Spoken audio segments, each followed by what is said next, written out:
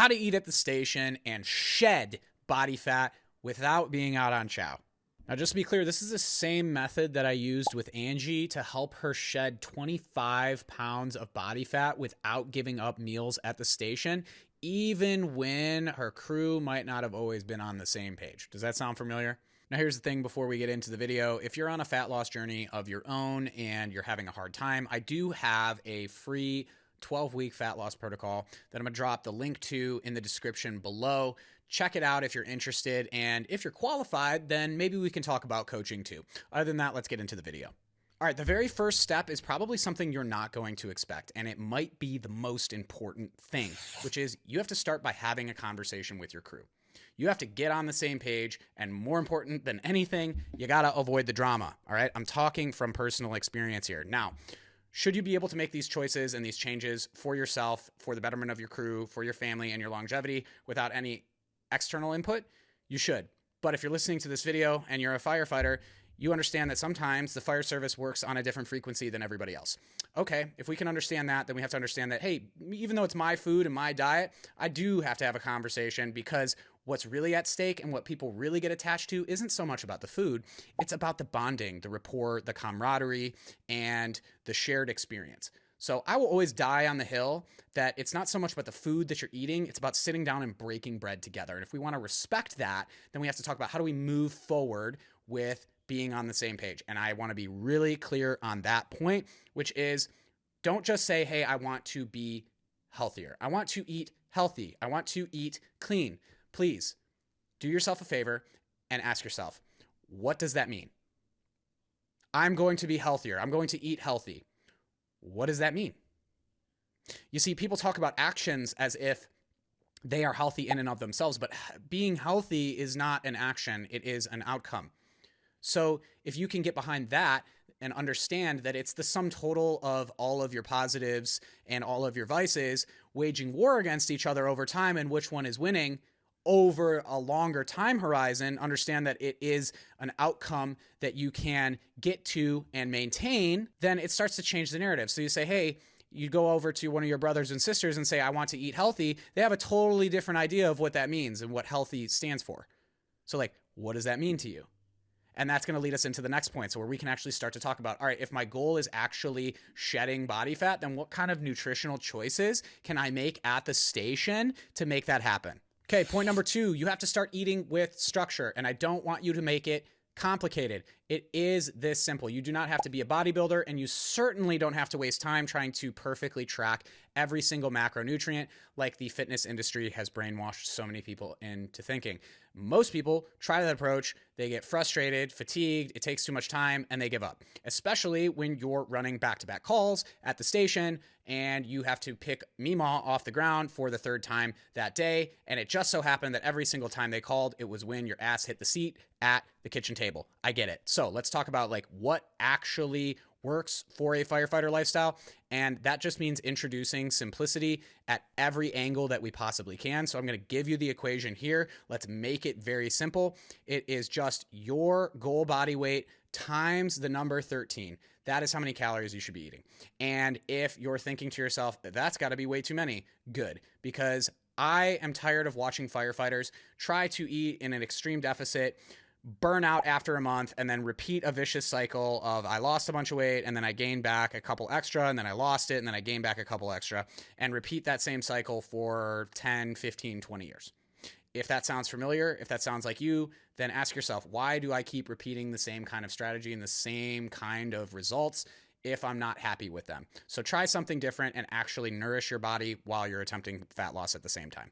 After that, we have to talk about protein. How much protein should you have? And I have good news for you, which is you do not have to eat the 1 gram per pound of body weight. Thank God that's been thrown out the window.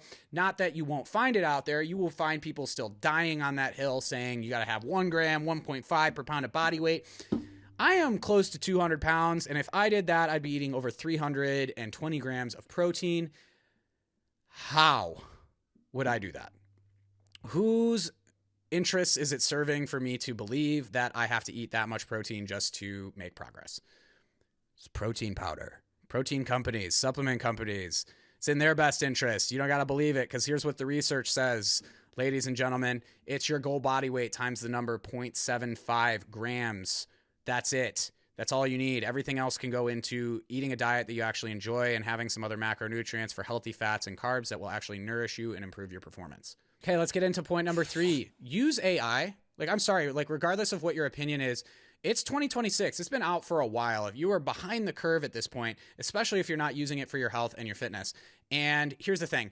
You can find specific AI apps, you can find specific AI things that are going to help you with your nutrition tracking, because I understand sometimes you're going to be eating food at the station that somebody else made and they're not going to be on the same page no matter how much you communicate, and they're probably going to make some things that you can't really track that well. So what do you have to do? You have to employ the tools that are available to you now. It's 2026. You don't have an excuse for this anymore. You can literally, if you have to, go onto ChatGPT, take a picture of it, and ask it how many calories and how much protein is actually in this dish that I'm about to consume. And I want to do this with a caveat, because the truth is it's far from perfect. It is not even close, but is it better than you using your eyeballs and guessing?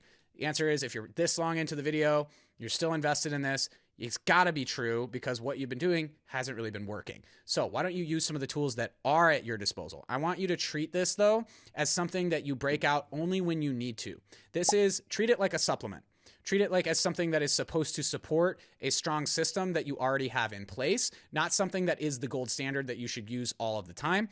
That is literally like saying, I am going to get all of my protein from milkshakes, protein powder, and supplements. That's not the point of this. It is to actually use it to support you in times of need, which, if you're working a regular schedule, 8 to 10 days per month, not including overtime, but you get the idea. Use it when you need to, and when you're in a position to cook yourself, well, then you can make the decisions anyways.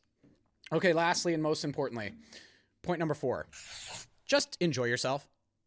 Have a good time. Enjoy the process. Don't make it this tedious thing. Don't make it this thing that I have to do. Don't make it this thing that is oh my God, if I don't get it done, I'm a piece of shit. No, drop that. Have fun with it.